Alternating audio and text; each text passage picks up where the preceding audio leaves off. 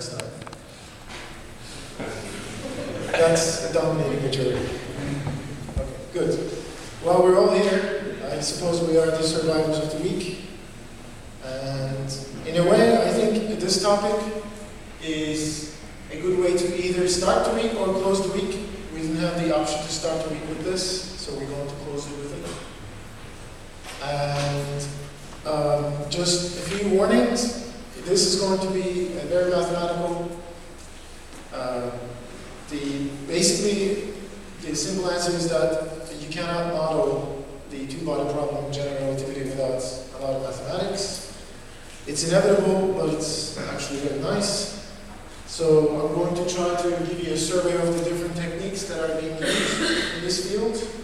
And my idea was not so much teach you one little thing, but try to give you the key ideas in each different treatment, so that if you were more interested in maybe following, a self-learning path, then you could go to the right sources and continue.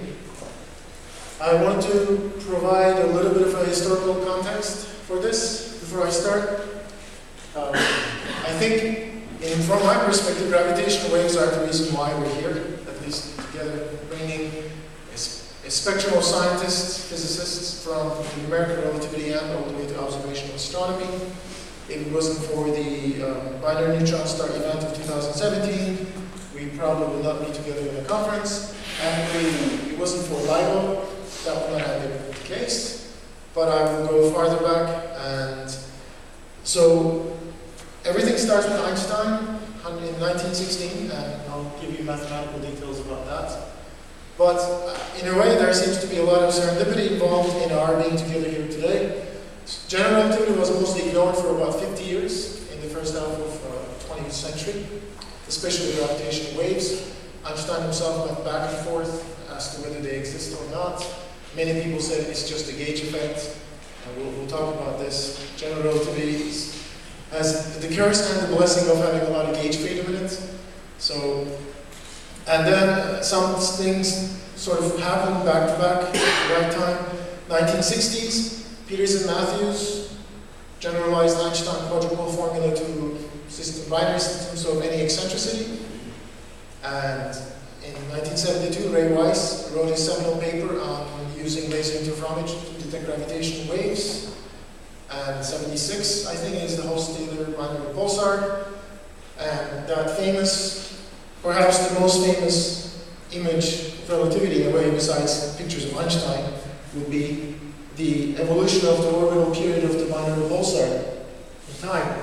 This is actually a span of about, well, now it's a span of 40 years, but let's say maybe it's the 80s and it's been 10 years. But the agreement even back then was beautiful. And we have not only Einstein to thank for that, but all the corrections that Peters and Matthews made due to the eccentricity, because this system is actually quite eccentric, something like 0.617. And I always think that this system is the reason people build LIGO the way it is. So this system has a period of about 8 hours, which means it won't merge for a few hundred million years. But within a distance of something like 40 megaparsecs, if you make basic assumptions, you have something like 10 to the plus 17 stars.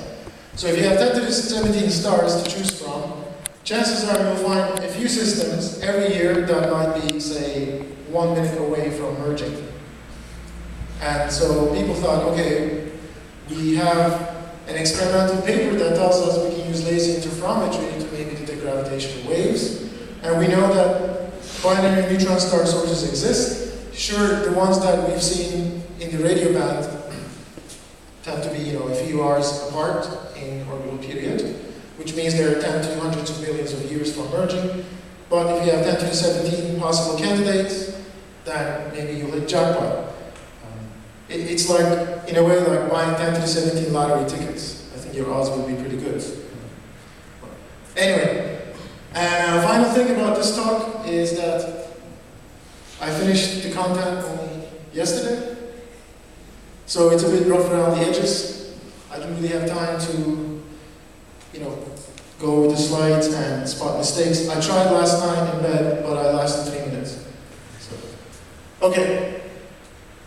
So this is the outline. I kind of broke it up into 4 parts, and I hope that each part will last about 45 minutes, sort of breaking it up into 4 parts. But assume that you can think of it like a Gaussian distribution that peaks around 45 minutes, but it doesn't necessarily mean you want to hit that. So we'll talk about first the mathematical solution that gives us gravitational waves. So that's linearized general relativity. Then we'll talk about the Einstein quadrupole formula. Then we start going into sophisticated treatments. Well, first I'll show you the Newtonian spiral and how we get the famous chirp waveform. Then we want to do better than Newtonian, so we look at Post-Newtonian theory. Then we sort of change our approximation domain and we go to perturbation theory. Then we sort of put everything together into one common theory that is known as effective one-body. Then at the end, I'll show you work that has been ongoing for the last 15-20 years that we call synergies. These are what I call cross-cultural comparisons of presumably observable quantities calculated using different approaches, such as these two, and you usually get good agreement. Now, if you're studying general relativity, I think books are really good to have. So these are some of the books I used for this lecture. If you want to read the Bible, that's at the bottom. It's got everything you want. If you are an astrophysicist or an observational astronomer, but you would sort of like to have a really nice overview of gravitational waves, then I recommend my Julius book. I actually brought it with me. So you can take a look at it if you like. And Nestor, this is my copy, so yours is in the office. If you want to know about post-Newtonian theory, Poisson and Will's book is the source to go to. Sean Carroll's book is, in general, very nice. If you are more of a mathematical relativist, Wald's book. This book is rather new, but I was pleasantly surprised. It's quite nice. It's got some things in it that other books don't have. And again, if you're sort of an advanced undergraduate or a master's student, want to know more about general relativity, Schutz's book, the little green book, is a good one. So, okay. So everything starts with Einstein as it tends to general relativity, 1916. So this is the paper where he published his gravitational wave solution. And I'll just give you a brief summary as to what they are first. I think you kind of already know this. They are small perturbations of space-time that propagate at the speed of light, and they are generated by acceleration of masses. But you have to have some kind of non-sphericity, so it can't be spherically symmetric. The mathematical solution in a certain gauge gives you the standard wave equation, so boxes without embarrassing operator in flat space-time. And you can solve this immediately with a plane wave solution. And here without loss of generality, I picked the z direction to be the direction of propagation. So these are the solutions you get.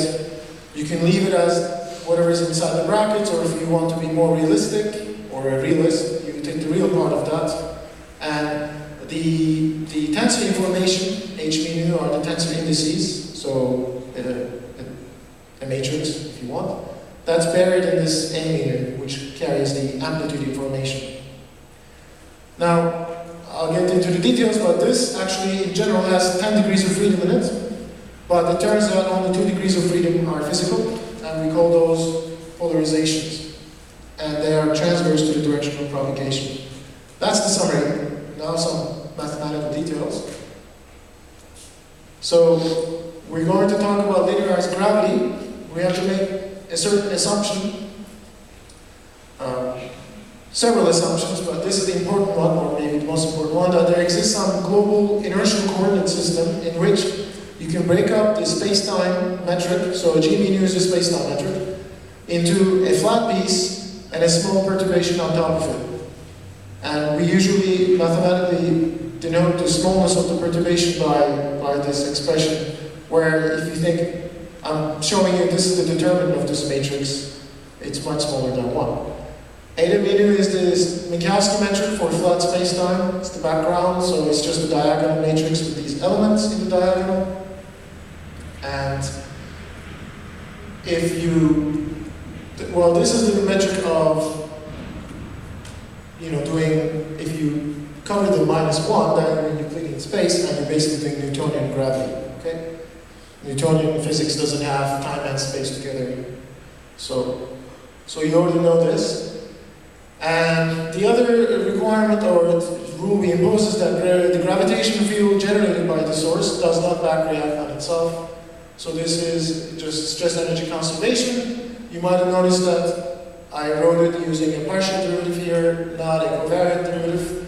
That's because I'm already sort of making this assumption, this breakdown assumption, and the source only contains the first order perturbation.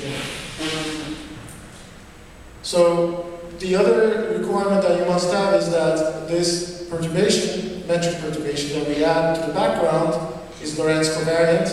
It just means that under Lorentz transformations, it transforms as a 0-2 tensor. That's one of the requirements we have. The lambdas are Lorentz transformation matrices. You remember them from your special relativity course. They are rotations and boosts. So you have six possible transformations if you use a rectilinear coordinate system. And the other thing is that we'll talk about gauge transformations, and we talk about gauge transformations of this form, so a coordinate translation. And the requirement is that the change in the gauge vector is at most as big as the size of the perturbation. The reason why we impose this is because we like to only keep the linear terms.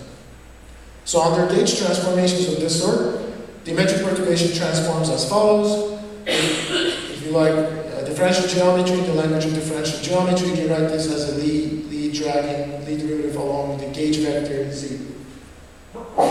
And these the gauge vector components can be dependent on coordinates. So they're not constant. They can be, but not necessarily. Questions? Okay.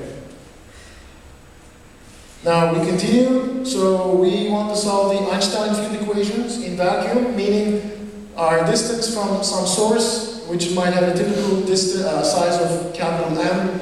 I'll get into what these means more later on. For now, you can think of it as something that determines the size of your source, like orbital radius. We're much farther away, so we're in vacuum. And what we do is we take the Einstein field equation and we expand it to linear order in this perturbation. First, you get the leading order term, the background, or 0th order if you want. That one is just the Einstein equation in term for the background metric equaling the right-hand side, which is the source. We're in vacuum, so the right-hand side is 0, and the left-hand side is trivially 0. So the first order term gives you the trivial 0 equals 0. It's the first order term we're interested. You actually get a differential equation here, if you want. That's the second order. And the right-hand side gives you, again, 0 because we're in vacuum. So you write this out in terms of the metric perturbation h mu. It's some complicated expression. And then you say, okay, I'm going to introduce a new variable. We call this the trace reverse metric h bar. You only do this to make the equations look simpler. And you can see why we call it trace reversed. This thing changes sign here between the two. So you pick a gauge, okay? So this is important. I want to explain this properly. So we now say we have some metric perturbation and we trace reversed it. Now we act on it with some gauge transformation. And we find that due to the transformation rule from the previous slide, remember we wrote that rule for h, but here we have h bar, and this is an upper index. So this h bar transforms onto the gauge transformation as follows. So you get this box operator acting on your gauge vector. But we have the freedom to sort of use any gauge vector we want. But now it means that I use that freedom to pick a gauge vector such that it solves this equation. Okay, what is f mu? F mu is actually this thing I started with. So I pick some coordinate system, I calculate this quantity, okay? It's actually a 4 vector, because you can track over these indices. And I now say that, okay, this is some 4 vector with some components. I put it in this equation, and I solve this equation for the gauge vector. You can always find the solution to this equation because this is the flat spacetime that I'm embarrassing. This operator is always invertible in terms of a Green's function. So you basically get the solution. You now have a specific gauge vector, and if you take this gauge vector and do this transformation, you will get this condition. So you basically, picking the right gauge vector, you made this expression sort of a down operator acting on the metric perturbation, down dot h if you want, 0. This is called the Lorentz gauge condition. Now, if you read many books, who here has looked at Jackson's electrodynamics book? Okay, good amount. I think it's written as Lorentz, okay? It's also known as Hilbert gauge, but it actually was first written down by Lorentz, and you can read a bit more about the history of that in the Gravitational Waves book. In the words of the author Maggiore, I think he said something like, Lorentz was in middle school when Lorentz was writing this gauge condition down. So it's Lorentz for those of you that wish to be historically accurate. So what does that do? Well, it means that I have some equation. Remember, we're looking at Einstein field equation that is linearized in H, but in terms of the trace reversed H bar. And on top of it, I now say that, well, let's say that I'm in some gauge where this derivative of H bar is 0. You could object and say, how do you know you're in that gauge? Well, I don't, but as I showed you here, I can always put myself in that gauge. It's just we never do the explicit calculation. We have the gauge freedom to say that we're there. Why do you do this? It turns out if you put this condition into this equation in terms of H bar, from the 4 terms you have in it, you get only 1 term left, and that's just the D'Alembertian acting on H bar. So you get a wave equation, a plane wave, given by these solutions. So now I've left it more general, so you have a dot product or inner product of 4 space-time 4 vectors. K mu is the wave vector, and here I'm assuming some kind of monochromatic wave with frequency omega, angular frequency. Vector k is the wave vector. If you want the source version of this, you put this on the right-hand side. Well, we'll talk about that eventually. Okay, so now we want to talk about degrees of freedom. Remember, I started my lecture by saying that there's a lot of gauge freedom in general relativity. So the question is, well, how many of them actually mean something physically? Then we'll talk about a certain gauge that we call the transverse traceless gauge. So the A mu is the polarization tensor, and it contains all the tensor information of our solution. Now both H bar and A mu are 4x4 rank 2 symmetric tensors, so they're 4x4 symmetric matrices. That means they have only time free elements, because the remaining 6, due to the symmetry, are specified by 6 of the added elements. But we impose the Lorentz gauge condition, that's 4 conditions. That means you actually have 6 degrees of freedom. But then, there is residual gauge freedom, so you can imagine that you now maybe consider another gauge transformation, where you add some gauge vector chi. Are there any Greeks in the audience? Okay. He.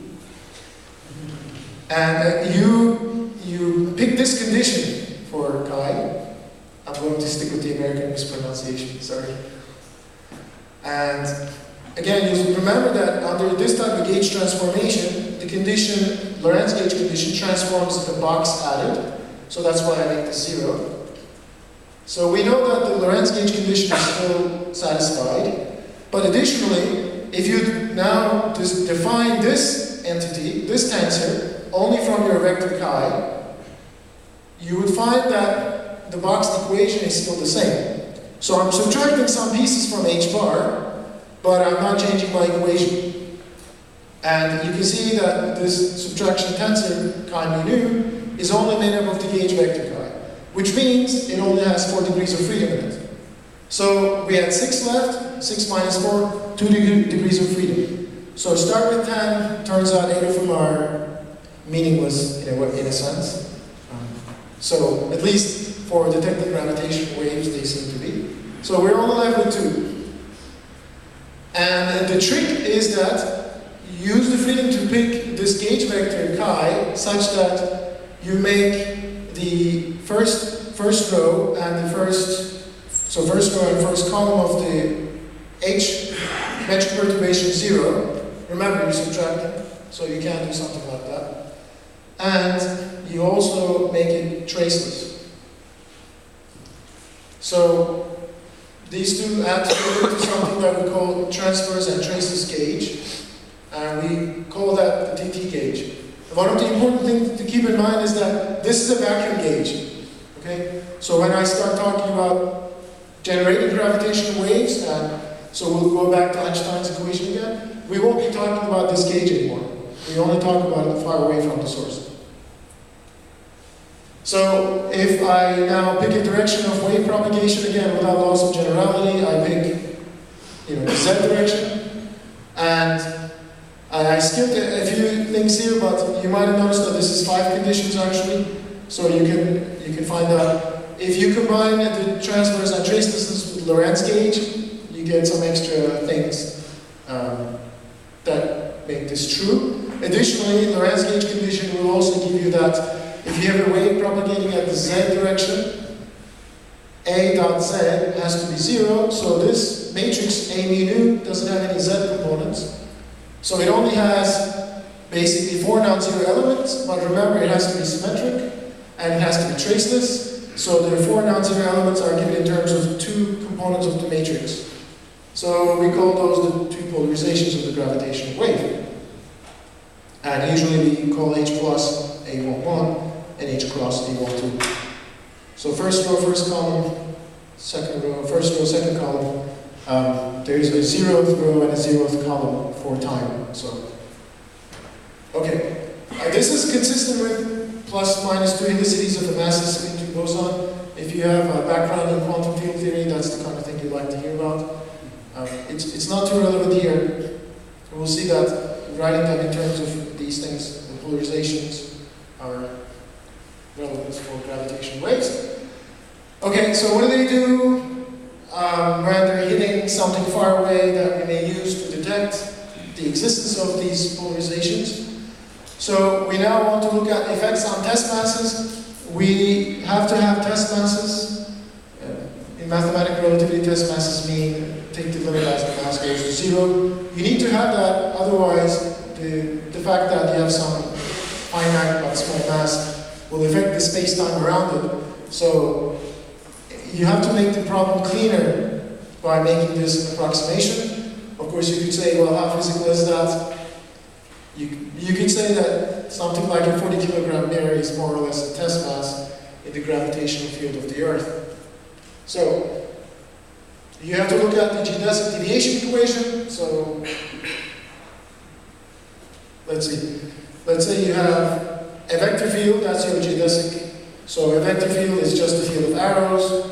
Maybe this is your geodesic. If you want, you can draw world lines. So this is a confluence of world lines corresponding to this geodesic. The geodesic deviation equation tells you, so this is the deviation vector, z. So it's not a gauge vector anymore. Notations sometimes copies itself for different things. I'll try to warn you. And the geodesic deviation is given in terms of the Remark tensor. So if you now go to the sort of the first order approximation and slow motion, you can write it in terms of its spatial components, and 0 are the time components. And you can then go to sort of the detector frame and find that the relative acceleration of your 2 test masses, so mass here and mass here, simply given by two time derivatives of the transverse traceless metric perturbation. Okay, good. So again, if I use this example, gravitational wave along Z, it comes with two polarizations. Here I turned off one of the polarizations, I turned off H cross, just for argument's sake. That actually can happen if you're looking at a binary. If you look at an edge on an orbit, then the orbit is just doing this. So, what is a plus? Why do we call it a plus polarization? Well, I'll show you in the movie, but it's because it kind of looks like this. So if you're looking at an orbit edge on, you're just doing this. So that's a purely plus polarized wave. Yes?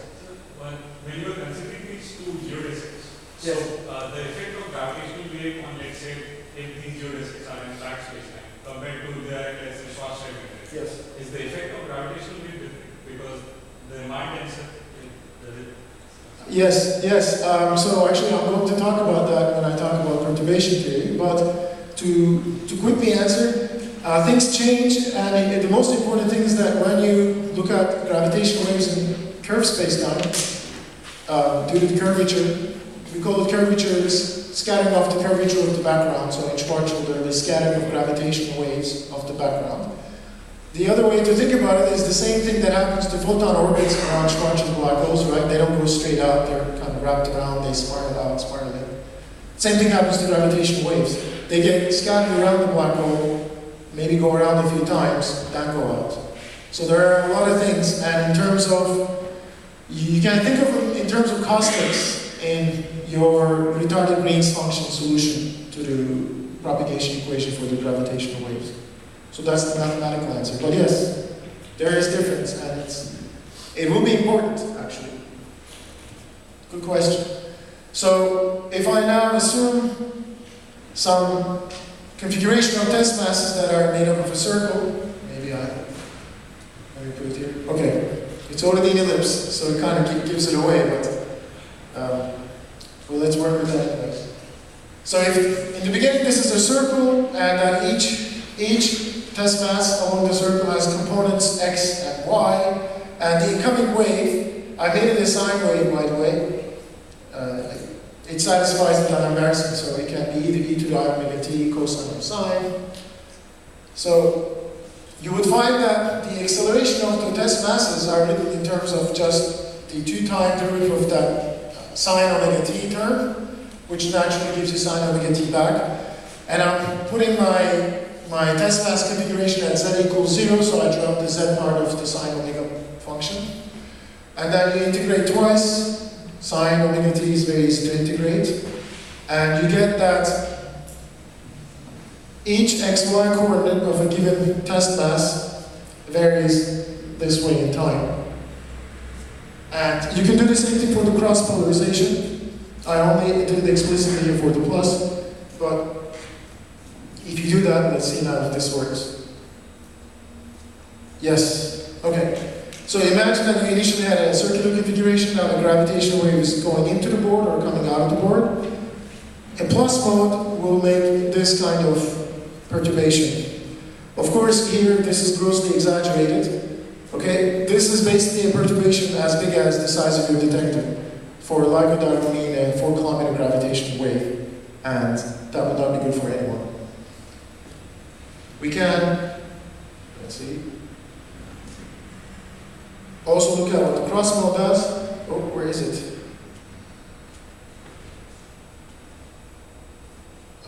Wait, it's going backwards. Why is that? I time reversed the whole thing. Okay. Yes. So, yes. Okay. This is basically a 45-degree rotation of the previous one you looked at. So, that's what it looks like. If you want to figure out how to embed videos like this into LaTeX Beamer, you can talk to me afterward. As Neil said, it was a lot of work to embed videos into LaTeX directly, but once I figured it out, I've been reaping the fruits ever since. Okay. And next. Okay, so that's the far away, that's the detector, okay? So we've seen that it's a plane wave solution, That's great. And it has what we call a tidal effect. And the reason is the video I showed you where you compress one direction while you stretch the other one. So that's what we call a tidal effect. So if you ever heard someone say that gravitational waves have tidal effect on sources, that's the reason. I'm not going to talk much about the true detector, LIGO. Frank gave a nice talk about that. But if you have questions, you can ask. There's lots of very nice, interesting things to say about the detectors, like Virgo. But let's continue. Now we're going to make gravitational waves. So we actually put a source to our linearized field equation. So this is the source, and I actually restored the units here, g over c to the fourth. Throughout this lecture, I won't be consistent with keeping or not keeping my units. It's a matter of convenience. Here we're going to talk about things like retarded functions, retarded Green's functions. And so I thought, sort of to illustrate the fact that these things are retarded, it's good to keep the c's around. So you write an equation like this, there is a formal solution that can be written down in terms of retarded Green's function, and it's written this way. So now, if I want to show you what's going on, you actually have the classic source point versus field point sort of image in E&M. So let's say this is your source point, and this is your field point. So this is the vector x, this is the vector x1, and then you have the vector that goes from, I can never do this right, so it's x minus x1, right? So that's this way. Okay.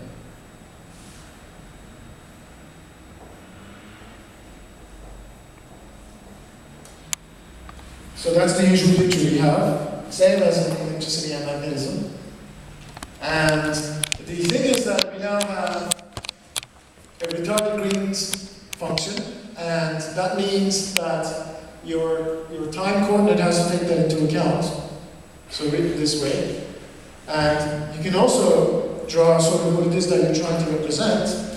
What you have is, let me make sure, yes. So if I now look at my source point, I have to consider all of its past history. So if this, you can think of it as a space-time diagram now. Time is flowing up, and here's my source point.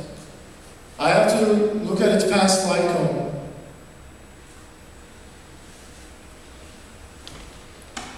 Now, if you're far away from any sources, then you will only care about what's on the light cone. And as it was asked, if you're near a dynamical curved space-time, then you have to care about also what's inside the light cone. We'll get to that.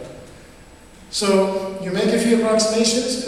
First, you say that so R is this separation. If this is big compared to the size of your source, then you can expand the distance straightforwardly. Again, this is the same thing as you've done in electricity and magnetism. N is the unit vector, and R can be written as dot product of vector x with itself. We also make the slow motion approximation. We're basically saying that lambda, the wavelength, is much bigger than sort of the length of this vector. And then you can drop this term as well. Then all you have is this expression for this integral. So I pulled the 1 over r out here, right? I only keep this term, and that's down here now. And the rest of the things that I don't care for, I just sweep under a rug that I call order 1 over r squared. Oh yeah, I started assigning homework. So you can start from this, and using these approximations get to this. So I won't really do any calculations explicitly, we don't have time for that, but I will maybe ask you to do some things when you're free. So you now use the conservation law, right? We have this stress energy conservation. And if If you write this out in components, then you can show that you get this condition. You should do that. Then if you multiply this thing by 2 vectors, then integrate over 3 space, you can show that you get this condition. So you do all of those things to convince yourself if you want. And then, returning to the slow motion approximation, it means that when we look at stress energy, we only consider our leading order term. That's our density. So this is like the rest mass term. And so that means that when you do this integral, using this identity we just proved, or you will, and substituting this in here, you get this expression. The integral we call the quadrupole moment, and you take 2 time derivatives of that. So what have we done? We have shown that this approximate Green's function solution can be written down in terms of 2 time derivatives of the quadrupole moment of the source. And I'm still keeping my constant. Okay? Let's continue. So, remember, I introduced the transverse traceless gauge. It turns out it's a very convenient gauge. And if you're far away from your source, you're in a vacuum, so you can always go to this gauge for convenience. We do this using a certain projection operator. And it's basically it's projection given in terms of the wave propagation direction here. So I can now take the solution from the previous page and write it down in terms of transverse traceless solution. But I also do one more thing. As it turns out to be useful, I introduce a traceless version of the quadrupole moment, written this way. And so here IKK is the trace of Iij. And you can show that under the projection, it's the same thing. And so you're going to show that if you want homework. So you get the solution. And now we do the classic example, okay? So we now know how to make gravitational waves. We just consider some mass distribution that has some time dependence, and we write the quadrupole moments of that mass distribution, and we take 2 time derivatives. That's it. That's our answer. So the classic example, the first one you should always do, is the binary in a circular orbit. So you write down. So we're going to assume we have 2 point masses in a circular orbit, labeled by M1 and M2. And I'll keep using that picture a few times over. So, it's supposed to be a circle. And so those of you that are wondering, rho is mass density, but why does it have units of mass in it?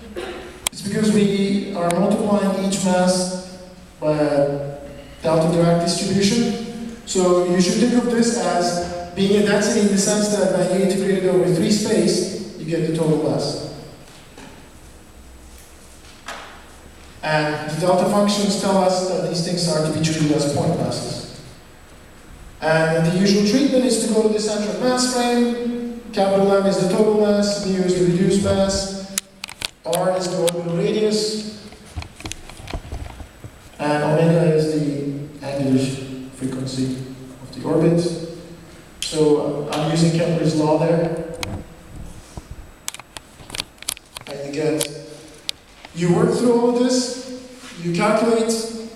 See, I say you do. You should do this. If you're interested in gravitational waves, everyone should do this one calculation. You can also just simply follow it in books. You can also, I think, find it on the internet. Bernard Schutz's review article on gravitational waves might have this.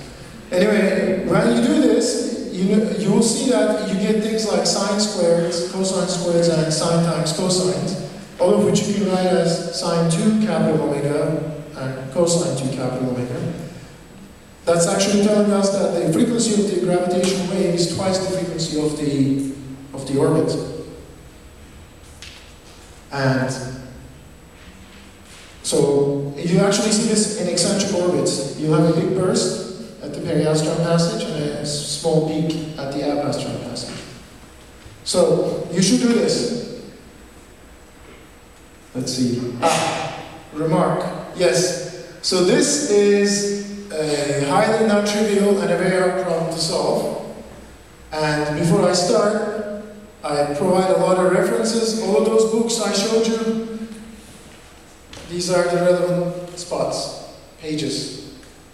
It turns out, so we know that gravitational waves carry energy. Maybe we say that we know this now because we looked at binary systems where the orbit is shrinking. Now, turns out it's actually very hard to quantify this quantity. Part of the reason is gravitational waves are non-local waves. You can't just localize them somewhere, put a box around it, and say, okay, this is how much energy this wave has. You have to do something very, very different and turned out to be very hard, but the result is quite simple, and so we just accept it nowadays and use it. So part of the problem is that general relativity is highly dynamical, and you can't separate the background from the dynamics.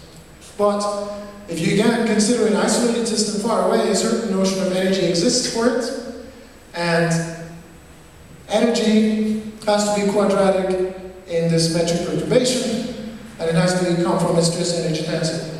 So with these few requirements, what you do is you go back to your deviations from flat spacetime, but you add a quadratic perturbation term. And we have to do this because I just said the energy must be quadratic in h. So I now have to keep track of all the quadratic terms. And you go back to the vacuum field equation because we're far away. And you again expand it. Now, remember the leading order term is trivial, it's 0 equals 0, discard that. This is the linear order term we've been working with so far. Then there is a quadratic term which can be broken up into two different terms. One comes from the linear term, the cross term, so h1 times h1 terms is what we call them usually.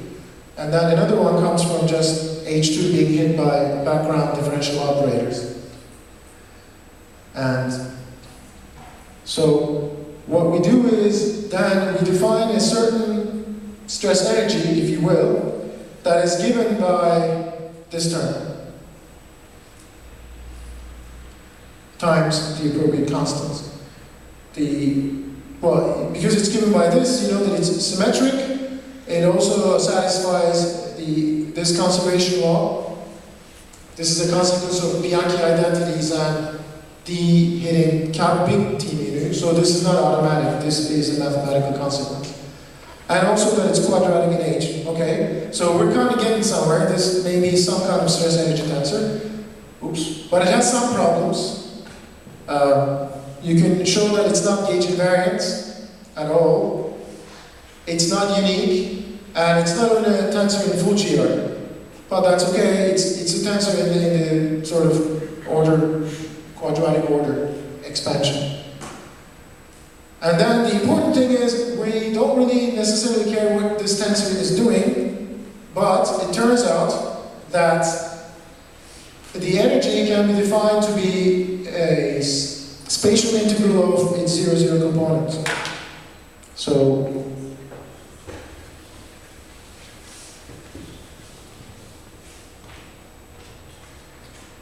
again, I go back to a sort of a space-time diagram. This is a space-time surface, sigma, and we're saying that whatever we have in here, we just do a volume integral, and this is a unique and gauge invariant quantity.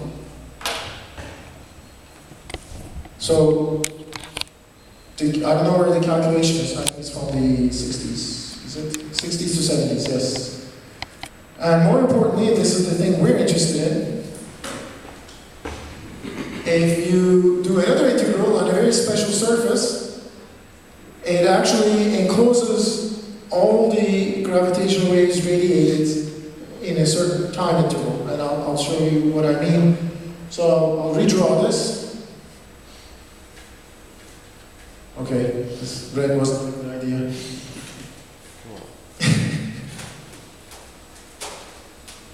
Okay, so no red, green. Oh, interesting. So, going back to this, let me draw it here. You have waves propagating. Gravitational waves are null vectors, so you can think of them as going in 45-degree angles. And so the special surface you want, so is something that, let me think, it has to be null as it goes to infinity. So maybe you pick a locally time-like, space-like surface, but it has to tend to 45 degrees as it goes to infinity. And same thing with the surface initial surface that you're using to start containing your gravitational waves. And then your surface of integration is a wall that is made up, is a cylindrical wall if you want, that is made up of this upper boundary, and lower boundary. So it's kind of a cylinder in this drawing. Why do you want the upper and lower boundaries to tend to 45-degree lines as you go to infinity? The reason is you want the boundary to be parallel to the propagating gravitational wave, so you can have two surfaces that enclose some waves. That way, you'll have a notion of some energy trapped on the surface that you can integrate. So that's what you do. There's a nice image in Wald's book, I think page 85. So, it's not over yet. You still have to do some kind of suitable average. This was made by Isaacson in 1968. It's called shortwave formalism. Now, in my opinion, there's probably only 5 people in the world that understand this properly, and I think they're all 70 years or older. It's a very hard calculation, but the result is actually quite profoundly simple. So, you use stress energy conservation. You can break it up into components, write it like this, because each component of this vector equation is 0, left-hand side is 0. And then this you can write as the E dot term with the minus sign because of the differentiation. For the second term, you use Gauss's law. So surface integral. And we are considering some kind of spherically symmetric emission of waves far away. So the only component that matters is the R component. So the integral becomes just an integral over a sphere. So then, if you go back to this, E dot is the R component, and so it's 0 R component. You put that in, you can show that going back to our original solution. Remember, Hij TT has a function of Q double dot ij in it, and it's got T minus RC. So you differentiate that, and that gives you an extra factor of minus 4RC. Then, if you don't want the traceless, transverse traceless metric, you can go back to the usual metric, and you get all these unit vectors, combinations of them, and there are actually identities on how to integrate these over a two-sphere, and you get a very simple formula. So, a lot of hard mathematics, simple outcome. And this is the final, famous Einstein quadrupole formula. So, you might say, wait a minute, you said Isaacson did this, but Einstein is named after Einstein. So Einstein did this in an approximate way, and then I think Jürgen Ehlers and people started objecting to everything that was in this calculation in the 50s and 60s. So people went back to the drawing board and tried to rederive it in a much more rigorous way. So, but this is the famous quadrupole formula. So you want to remember one thing from this lecture? Maybe this. So the energy emitted in gravitational waves is proportional to third time derivative of the quadrupole moment squared. And these brackets are for averaging over the orbit. You can also do the same calculation for radiated angular momentum. That's the next order term in the quadrupole. So this is the quadrupole moment, this is the current quadrupole moment, if you will. And you can see that in Margiela's book. Okay, compact binding Inspirals. So part 2, sort of maybe behind time, but maybe I'll make up for it. So again, going back to this image, but I now have a video. We have 2 point masses in a circular orbit, and so, yes. Capital omega is angular frequency. We learned that the gravitational wave frequency is twice the orbital frequency. So I will use F to denote gravitational wave frequency. And that means omega is 2 pi F. That means omega is 2 capital omega, etc. So you've already heard about the Chern mass. It turns out to be a very important quantity. And it's given in terms of the components of the binary in this combination, funny powers, and then, let's see, oops, too fast. Okay, we use Kepler's third law, and we can show, you will show, if you want, that the formula from the previous page that was written in terms of a general third time derivative of a quadrupole moment can be given this way. So you should do this. Again, you can get help from books and on the internet. So we made an assumption, and the assumption is that we are looking at an inspiral that is quasi-circular. Quasi-circular means on the orbital time scale, the orbit looks like a circular orbit because the radiation reaction time scale is much slower. And the other thing is that eccentricity is very small. This you can show, so you can go back to Peters and Matthews' formulation from '64, and they show you time evolution of the eccentricity E dot, and you can show that by the time you enter the Lyra band, a normal binary will completely have circularized. But if you looked at Vivek's poster, he's doing eccentric binary neutron stars, so there are ways to form binaries where there will be on highly eccentric orbits and they'll enter the band with some eccentricity. You should read the poster if you want to know more about that. And this condition is the ratio of the radial speed to orbital speed. And this is what I meant, that at any given moment, your orbit looks like a circle, because your radial speed is much smaller. So the key idea in doing this is what we call a Newtonian inspiral, because we're using Newtonian gravity in the sense that the only thing about general relativity that enters here is the quadrupole formula. So the key idea is that your orbit is losing some energy, and it's losing all the energy into this emission of gravitational waves. So you equate the binding energy, which is written this way normally, right? It's kinetic minus potential, basically. So it's 1/2 the potential with a negative sign. You equate it, and this is the way it's written in our new variables. So you can do that too. What you do is you take the time derivative of this expression and you set it equal to the quadrupole power emission. You do this, you solve for F dot, and you will get maybe the second most important equation you should remember from this lecture. Most of you are astrophysicists, so it's nice to see some kind of power law here. It turns out the frequency evolution is just the power law of the frequency itself.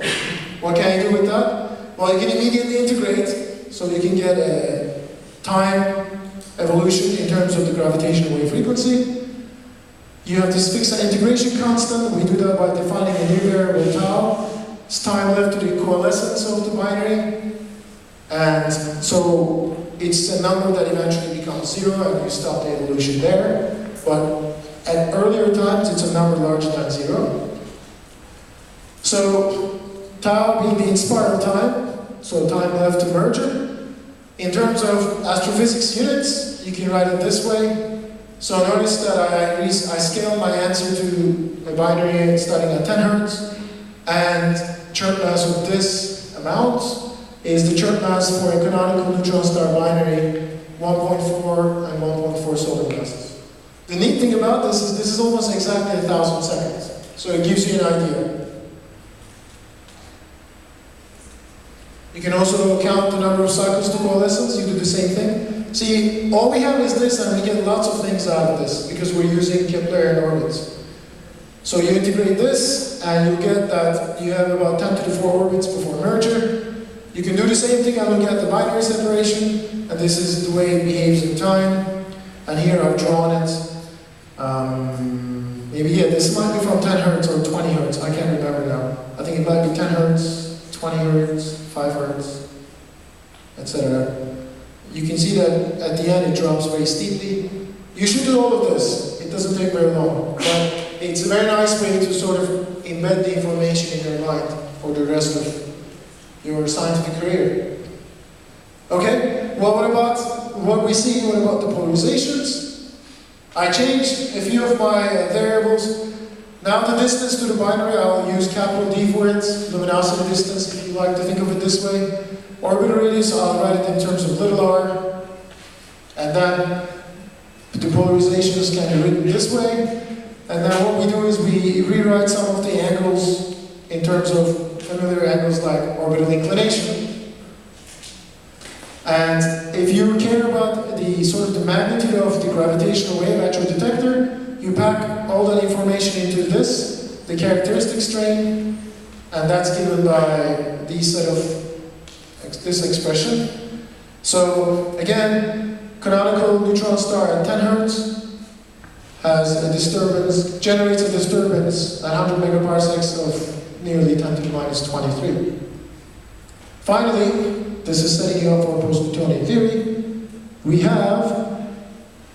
taken sort of the angular phase information and we packed it all in this capital phi. And to leading order, this is just the time integral of omega. So that's really straightforward to do. But then there is a lot of post-Newtonian information in here, and that's what we're going to maybe talk about next. But the thing I want to end this with is, if you now look at the time evolution of frequency and amplitude together, you see that both of these things are negative powers of inspiral time. Since tau is a decreasing quantity in coordinate time, it means that these things are growing. And that's what gives you the chirp. So this is a waveform from merger of two black holes generated by our own EOB code developed partly here in Vienna, that Sebastiano mostly wrote and trained. And you've probably heard this many times, and I was going to make you listen to the chirp. Here we go. That's it. Work until that's.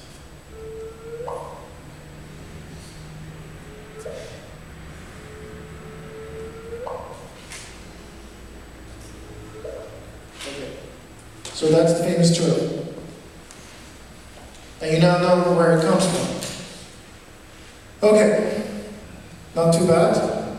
So, post-Newtonian theory, so we're already motivated. Why? Because I said there's a lot of information if you want to go beyond the Newtonian inspiral, and where one of the places where it manifests itself is in the phase. Like, basically almost everything I will talk about, it goes back to Einstein, and it goes back to Einstein very early. Additionally, the Resta, the Sitter, and the Rands also did work very early on post-Newtonian theory. So let's talk about the key idea again, and it's probably the most important thing you should walk away with from this lecture when you think about post-Newtonian theory. So we consider a weak field expansion of the binary system, or slow motion. So weak field means the separation of the binary, so mass divided by separation is small. This is important to sort of keep in mind. We are looking at binaries that are far apart. Something like the binary pulsar is a very good candidate for this. It doesn't mean you're far away from the binary. It means mass over radius is small. With the right units, this is the dimensionless quantity. Or if you don't like that, you just think of the motion of the binary. It should be small compared to the speed of light. Then we'll talk about three different zones. The reason for this is we're going to do something called matched asymptotic expansions. So you usually you want to calculate one thing, but you can't calculate it at the same place using the same principles. So you might calculate it in one zone. So in our case, we'll have a near zone. That's where the binary orbit is. So this is the orbital This is the diameter. That's this region. And this region traditionally